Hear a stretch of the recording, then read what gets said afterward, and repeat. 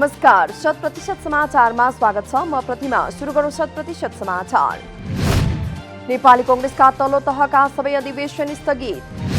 प्रधानमन्त्री तथा कांग्रेस सभापति शेरबहादुर देउवाको निवास बुढा नीलकण्ठमा बसेको पदाधिकारी बैठकद्वारा स्थगित गर्ने निर्णय। साउन 12 गतेदेखि हुने तल्लो तहका अधिवेशन सबै अधिवेशन स्थगित। भदौ 16 देखि 19 गतेसम्म हुने केन्द्रीय महाधिवेशनको मिति भने यथावत। पार्टीभित्र महत्वपूर्ण मानिएको क्रियाशील विवाद नसुल्झिएका कारण तल्लो तहका अधिवेशन स्थगित गर्नु परेको कांग्रेस प्रवक्ता विश्वप्रकाश शर्माको भनाई। यही साउन 12 गते बिहान सभापति देउवालाई क्रियाशील सदस्यता छानबिन समितिका संयोजक रमेश लेखकले बुझाउनुहुनेछ प्रतिवेदन। शनिबारको पदाधिकारी बैठकमा पनि महाधिवेशन गर्ने उपाय र विकल्पको बारेमा छलफल भएको नेताहरूको भनाई। प्रधानमन्त्री शेरबहादुर देउवा नेतृत्वको सरकार बनेको 10 दिन पुगिसक्दा पनि अझै विस्तार हुन सकेको छैन मन्त्री परिषद। कोरोना महामारीको तेस्रो लहर आउन सक्ने जनस्वास्थ्य विज्ञले चेतावनी दिए पनि मन्त्री परिषद विस्तारमा विलम्ब हुँदा देश स्वास्थ्य मन्त्री विहीन भएको अवस्था। गठबन्धनसँग आबद्ध एमालेका वरिष्ठ नेता माधवकुमार नेपाल र जसपाको उपेन्द्र यादव पक्षले समय मागेपछि मन्त्री परिषद विस्तारमा ढिलाइ हुन गएको कांग्रेस नेताहरूको भनाई। सरकार अहिले नियुक्ति सरुवा र बढुवाको काम मात्रै गरेर बसेको आरोप। नेकपा एमालेको नेपाल पक्ष सरकारमा जाने कि नजाने भन्ने कुरामा अझै अस्पष्ट। पार्टीका 49 जना सांसदले आफूलाई मन्त्री बनाउन दबाब दिएको माओवादी केन्द्रका अध्यक्ष पुष्पकमल दाहालको भनाई। नेपाल कम्युनिस्ट पार्टीका संस्थापक नरबहादुर कर्माचार्यको 8औं स्मृति दिवसका अवसरमा सम्बोधन गर्दै कम्युनिस्ट नेतामा पदलोलुपता बढेको अध्यक्ष दाहालको धारणा। आफ्नो शक्ति सुदृढ गरेर नै प्रतिक्रियावादीहरूलाई परास्त गर्न सकिने अध्यक्ष दाहालको भनाई। सरकार गठनभन्दा अगाडि नै गठबन्धनलाई टुटाउन निकै धेरै कोसिस भएको अध्यक्ष दाहालद्वारा उल्लेख। युथ फोर्स आतंकको स्रोत नभएको नेकपा एमालेका महासचिव ईश्वर पोखरेलको दावी। शनिबार काठमाडौँमा युथ फोर्स भ्याली कमान्डको घोषणा एवं शपथ कार्यक्रममा बोल्दै युथ फोर्स कसैले आतंक सृजना गरे त्यसको जवाफ दिने शक्ति भएको भनाई। त्यस्तै पार्टी फुटाउने अध्यादेश ल्याए आगो बाल्ने एमालेका नेता महेश बस्नेतको चेतावनी। एमाले फुटाउने गरी अध्यादेश नल्याउन सरकारलाई नेता बस्नेतको चेतावनी। माधव नेपाल विरुद्ध युथ फोर्सले केही नगर्ने तर माधव नेपाल प्रवृत्ति विरुद्ध भने लाग्ने नेता बस्नेतको भनाई। शनिबारदेखि सञ्चालनमा आए मध्यम तथा लामो दूरीका सवारी साधन। जारी निषेधाज्ञालाई थप खुकुलो बनाउँदै लामो दूरीको सार्वजनिक यातायात खुलाउने जिल्ला प्रशासन कार्यालय काठमाडौँले गरेको थियो निर्णय। सरकारको पछिल्लो निर्णयसँगै अब स्वास्थ्य सुरक्षा मापदण्डको पालना गरेर सबै सवारी सञ्चालन गर्न पाइने। अनिवार्य रूपमा टिकट काटेर मात्रै यात्रा गर्न पनि प्रशासन कार्यालयको अनुरोध। नेपाल सरकारले जारी गरेको मापदण्डको पुनः कार्यान्वयन गर्न प्रशासनको अनुरोध। नेपालमा पछिल्लो 24 घण्टामा थप 3114 जनामा संक्रमण पुष्टि। हाल नेपालमा 25,086 जना होम आइसोलेसन, 2,671 जना संस्थागत आइसोलेसनमा रहेको स्वास्थ्य मन्त्रालयद्वारा जानकारी। 650 जना आइसियु र 165 जना भेन्टिलेटरमा उपचाररत। शनिबार थप 2,197 जना संक्रमण मुक्त भएको मन्त्रालयद्वारा जानकारी। हालसम्म कुल संक्रमित मध्ये 7,41,565 जना संक्रमण मुक्त भइसकेको तथ्याङ्क। कोरोना संक्रमणबाट पछिल्लो 24 घण्टामा थप 16 जनाको मृत्यु। नेपालमा कोरोनाबाट मृत्यु हुनेको संख्या 9,695 पुगेको मन्त्रालयद्वारा जानकारी। आफूलाई शिक्षा र दीक्षा दिने गुरुको सम्मान गरी मनाइयो गुरु पूर्णिमा। गुरु शब्दमा गुको अर्थ अन्धकार र रुको अर्थ उज्यालो हुने उपनिषदमा उल्लेख। गुरुबाटै शिष्यलाई प्राप्त ज्ञानले सत्य र असत्य छुट्याउन प्रेरणा दिने भएकाले गुरुको सम्मान गरिने परम्परा। पूर्वीय समाजमा गुरुलाई ब्रह्मा विष्णु र महेश्वरका साथै साक्षात परब्रह्म मानिने चलन। विद्यालय विश्वविद्यालय र शैक्षिक प्रतिष्ठानहरूमा गुरुको पूजा गरी सम्मान गर्ने चलन। चितवनको सुजिता भण्डारी मृत्यु प्रकरणमा प्रेमीले विवाह गर्न स्वीकार गरेपछि सुजिताले आत्महत्या गरेको प्रहरीको दावी। आत्महत्या दुरुत्साहन अभियोगमा एकजनालाई पक्राउ गरिएको प्रहरीद्वारा जानकारी। पक्राउ पर्नेमा झापा गाउँपालिका 6 शरणामतीका 23 वर्षीय सचिन भनिने सुखदेव भण्डारी रहेको प्रहरीद्वारा जानकारी। सुजिताको आमा अम्बिका भण्डारीको जाहेरीले अभियुक्त सुखदेवलाई पक्राउ गरिएको जानकारी। गत 11.5 गते घरबाट हराएकी सुजाता 20 गते घर नजिकैको ब्रह्मस्थानी सामुदायिक वनमा भेटिएकी थिइन् मृत अवस्थामा। पक्राउ पनि सुखदेव र सुजिताको सम्बन्ध नाताले ठूलो बाको छोरा र काकाको छोरी भए पनि दुवैबीच प्रेम सम्बन्ध रहेको अनुसन्धानमा खुलेको प्रहरीको भनाई। त्यसैगरी अर्का एक घटनामा चितवनमा मृत भेटिएका सेनाका हुद्दालाई सेनाकै सिपाहीले गोली हानेको भन्दै जिल्ला प्रहरी कार्यालय चितवनद्वारा अभियुक्त सार्वजनिक। सिमलडाँडा खेत नहरमा मृत फेला परेका नेपाली सेनाका हुद्दा भरत गुरुङलाई उनकै साथीले गोली हानेर हत्या गरेको प्रहरीको खुलासा। हत्या आरोपमा पक्राउ परेका अर्का सैनिक जवान गंगाधर ढकाललाई चितवन प्रहरीले गरेको छ सार्वजनिक। हत्याअघि ढकालले भरत गुरुङको खाताबाट 9 लाख रुपैयाँ निकालेको जिल्ला प्रहरी कार्यालय चितवनद्वारा जानकारी। नेपाल वायु सेवा निगमको जहाजले मलेसियाबाट ल्यायो 24वटा नेपालीको शव। निगमको जहाजले मलेसियाको राजधानी क्वालालम्पुरबाट एकैपटक ल्याएको 24वटा शव र 3वटा अस्तु।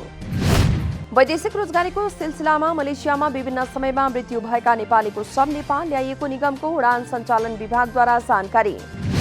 यसैबीच सरकारले चीनबाट खरिद गरिएको कोभिड विरुद्धको भेरोसेल खोप लिन निगमको अन्तिम उडानको जहाज आइतबार चीनको बेइजिङ जाने तालिका। नेपाल वायु सेवा निगमलाई दीर्घकालीन सुधारका लागि पब्लिक कम्पनीमा लैजाने प्रस्तावको प्रारम्भिक मस्यौदा सञ्चालक समितिले पारित गरेसँगै कर्मचारीहरू छन् आन्दोलित। निरन्तरको घाटाले निगमको व्यवस्थापकीय संरचना रूपान्तरणको बहस चल्न थालेको पनि केही वर्ष भयो, तर सरकारले गर्न सकेको छैन निर्णय। सरकार र व्यवस्थापनले निजी कम्पनीसँगको मिलेमतोमा बिक्री गरी निगमको अस्तित्व नै मेट्न लागेको कर्मचारीहरूको आरोप। तर कर्मचारीहरूले व्यवस्थापनमाथि लगाएको आरोपको निगमले गरेको छ खण्डन। निगमकै हितका लागि प्रस्तावित विषयमा कर्मचारीहरूले सन्तुष्टि जायज नभएको महाप्रबन्धक डीन प्रसाद पौडेलको जिकिर। निगमका काम कारबाहीले प्रभावित हुने गरी आन्दोलन गर्नुको साटो वार्तामा आएर समस्या समाधान गर्न महाप्रबन्धक पौडेलको आग्रह। निगम सुधारका लागि गठित कार्यदलले कम्पनी मोडुलमा लगेर रणनीतिक साझेदार भित्राउन दिएको थियो सुझाव। कम्पनी लिमिटेड हुँदैमा राष्ट्रिय ध्वजवाहक बन्नमा कुनै समस्या नहुने पौडेलको भनाई। 65 वर्षको इतिहास बोकेको एकमात्र राष्ट्रिय ध्वजवाहक नेपाल वायु सेवा निगम राजनीतिक हस्तक्षेप र खराब व्यवस्थापनका कारण डुबेको छ ऋणमा। उच्च पर्यटकीय सम्भावना बोकेको नेपालमा वायु सेवा निगमको उडान सेवाको माग भए पनि कुशल व्यवस्थापन मार्फत सञ्चालनमा ल्याउन आवश्यक रहेको जानकारहरूको भनाई। पाल्पाको बगनास काली वडा नम्बर 1 को सिस्ने खोलामा बनेको कचबे सानो हुँदा खोलाले खेत पुगेको भन्दै खेत धनीको गुनासो। अन्नको भण्डार माडीफाँटबाट बगेको सिस्ने खोलामा क्षमताभन्दा सानो कचबे बनाइएपछि किसानहरूले गरेका हुन् विरोध। पुल बन्नुपर्ने स्थानमा कचबे बनाएपछि खोला बग्नुपर्ने ठाउँ छाडेर खेतमा पसेको स्थानीय किसानहरूको गुनासो। कचबेको कारणले किसानलाई धेरै नोक्सान भएको भन्दै पुल तोडेर अर्को नबनाएसम्म समस्या समाधान नहुने स्थानीयको भनाई। किसानको खेतमा खोला पस्ने समस्या समाधान नगरिए कचबे भत्काउन बाध्य हुने उनीहरूको चेतावनी। सिस्ने खोलामा बनेको कचबे सानो हुँदा खोला खेतमा पसेर करिब 1000 रोपनी खेत बिगारेको किसानहरूको भनाई। आन्तरिक राजस्व कार्यालय हेटौडा मकवानपुरले संकलन गरेको छ गत आर्थिक वर्ष 2077-78 मा 5 अर्ब 52 करोड 82 लाख 48 हजार राजस्व। अघिल्लो आर्थिक वर्ष 2076-77 को तुलनामा गत आर्थिक वर्षमा बढी राजस्व संकलन समेत गरेको कार्यालयद्वारा जानकारी। कार्यालयले लक्ष्यको तुलनामा बढी राजस्व संकलन गरेको कार्यालय प्रमुख शालिग्राम आचार्यद्वारा जानकारी। कोरोना प्रभावले सबै क्षेत्र समस्यामा हुँदा पनि लक्ष्यभन्दा बढी राजस्व संकलन भएकाले कार्य सन्तोषजनक रहेको प्रमुख आचार्यको भनाई। पूर्वी नाका काँकडभिट्टाबाट बंगलादेश निर्यात हुने सामानको तुलनामा बढी आयात भएको मेची भन्सार कार्यालयको तथ्याङ्क। आर्थिक वर्ष 2077-78 को तथ्याङ्कमा नेपालमा उत्पादित सामान 67 करोड 38 लाख 91 हजार को निर्यात, 7 अर्ब 15 करोड 72 लाख 34 हजार को सामान आयात भएको भन्सार कार्यालयद्वारा जानकारी। एक वर्षमा मात्रै नेपाल बंगलादेश व्यापार घाटा 6 अर्ब 48 करोड 33 लाख 43 हजार भएको प्रमुख भन्सार अधिकृत ध्रुव विश्वकर्माको भनाई। प्रत्येक वर्ष नेपाली सामानको निर्यात घट्दै गएको र बंगलादेशी सामानको आयात बढ्दै गइरहेको कारण व्यापार घाटा बढेको भनाई। यो साता कुल 222 कम्पनीको रु 42 अर्ब 51 करोड 35 लाख 96 हजार 984 बराबरको शेयर कारोबार। यो साता कुल 15 करोड 40 लाख 6 हजार 702 किता शेयर कारोबार भएको नेप्सेद्वारा जानकारी। चीनले 7 अमेरिकी नागरिक र संस्थाहरूमाथि लगायो प्रतिबन्ध। हङकङ स्थित चीनिया अधिकारीहरूमाथि अमेरिकाले लगाएको प्रतिबन्धको प्रत्युत्तरमा चीनले यस्तो घोषणा गरेको अन्तर्राष्ट्रिय सञ्चार माध्यममा उल्लेख। गत वर्ष हङकङमा भएको प्रदर्शन दबाउन भूमिका खेलेको भन्दै अमेरिकाले त्यहाँ स्थित चिनिया अधिकारीहरूमाथि लगाएको थियो प्रतिबन्ध। अमेरिकाले लगाएको प्रतिबन्धले अन्तर्राष्ट्रिय कानून र सम्बन्धका आधारभूत मान्यताको चरम उल्लङ्घन गरेको चीनको दाबी। अमेरिकाले हङकङको व्यावसायिक वातावरण धमिल्याउने गरी लगाएको प्रतिबन्ध औचित्यहीन रहेको पनि चीनद्वारा स्पष्ट। चीनको हेनान प्रान्तमा शुक्रबारसम्म भएको व्यापक वर्षापछिको बाढी र डुबानका कारण कम्तीमा 56 व्यक्तिको मृत्यु। शोक प्रकोपपछि 4,95,000 व्यक्तिलाई अस्थायी रूपमा अन्य सुरक्षित स्थलमा लगिएको ग्लोबल टाइम्समा उल्लेख। पिपल्स लिबरेसन आर्मी PLA कमान्डले 25,000 सैनिक सशस्त्र प्रहरीलाई उद्धारका लागि पठाएको छ प्रभावित स्थानमा। गएको साताको अन्त्यदेखि मुसलधारे वर्षाले हेनान प्रान्त बढी प्रभावित।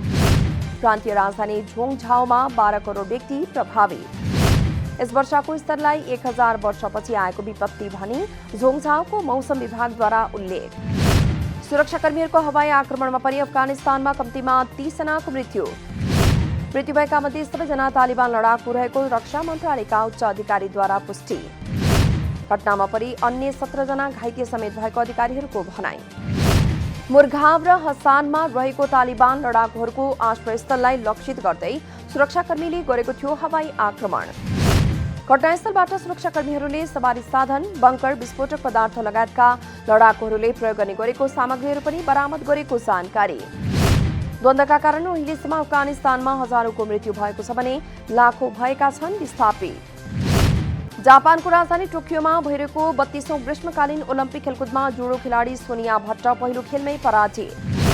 शनिबार सम्पन्न खेलमा भट्टले राउन्ड अफ 32 अन्तर्गत महिला 48 किलो तौल समूहमा रुसी खेलाडी एरिना डोल्गोभासँग बिहोरिन हार। सो खेलमा विपक्षी खेलाडीसहित 1 मिनेट 16 सेकेन्डसम्म मात्र भिड्न सकिन् भट्ट। त्यसै शनिबार नै भएको सुटिङ स्पर्धामा नेपालकी कल्पना परियार पनि पराजित। टोकियो ओलम्पिकमा अब पौडीका गौरीका सिंह र एलेक्स शाह तथा एथलेटिक्सकी सरस्वती चौधरीले प्रतिस्पर्धा गर्न बाँकी। 100% समाचार अहिलेलाई यति नै। नमस्कार।